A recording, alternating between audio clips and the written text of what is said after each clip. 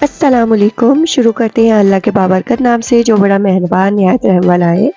जी आज मैं रेसिपी जो शेयर कर रही हूँ वो है फ़िश विंग्स की। फ़िश विंग्स बहुत ही मज़ेदार रेसिपी बनती है और बहुत ही क्विकली बन जाती है और बहुत ही ज़बरदस्त बनती है।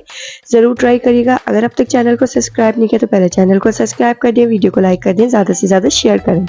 चलिए हमने ले ली है बोनलेस फ़िश को लेने के बाद इसको हम कट कर लेंगे। अगर आपको मार्केट से कट करी हुई अवेलेबल है तो आप कट करी हुई ले लें।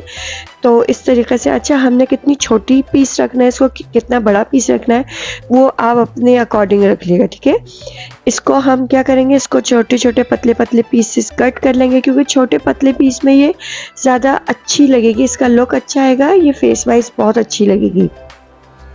तो इसको मैंने कट कर लिया है। कट करने के बाद इसके अंदर मैं सारे मसाले क्या क्या ऐड करूँगी वो मैं बता देती हूँ।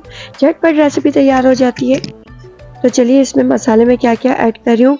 ये मेरे पास है दगनी मिर्च, चिकन पाउडर, गरम मसाला, लाल मिर्च पिसी हुई, चाट मसाला, हल्दी पाउडर है मेरे पास, नमक हस्बे ज़रूरत, लेमन जूस 3 से 4 खाने के चम्मच, अदरक लहसुन का पेस्ट 1 खाने का चम्मच। अच्छा मैंने लाल मिर्चें वगैरह कम कम इसलिए लिए क्योंकि इसके अंदर चाट मसाला भी है, दगनी मिर्च भी है, गरम मसाला भी है, तो ये बच्चे भी आराम से खा लेते हैं और बूढ़े भी आराम से खा लेते हैं।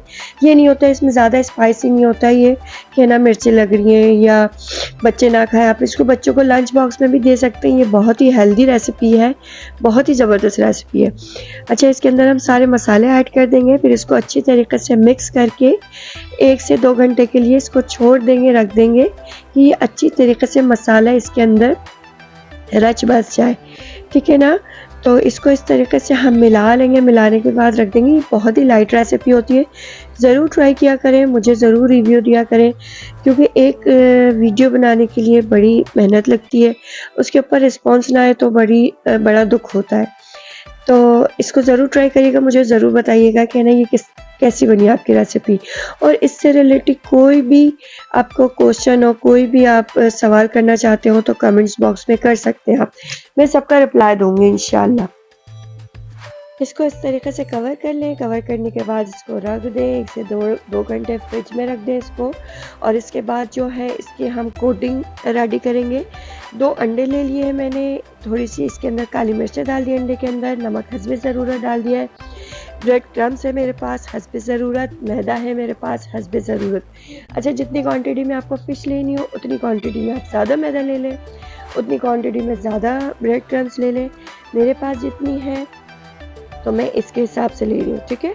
इसको पहले हम मैदे के अंदर कोट करेंगे, फिर इसको हम अंडे के अंदर डिप करेंगे, फिर हम इसको ब्रेड क्रम्स के अंदर कोट करेंगे कि ये अच्छी तरीके से बहुत ही ज़बरदस्त इसका फ्लेवर आएगा और बहुत ही ज़बरदस्त ये रेसिपी बनेगी।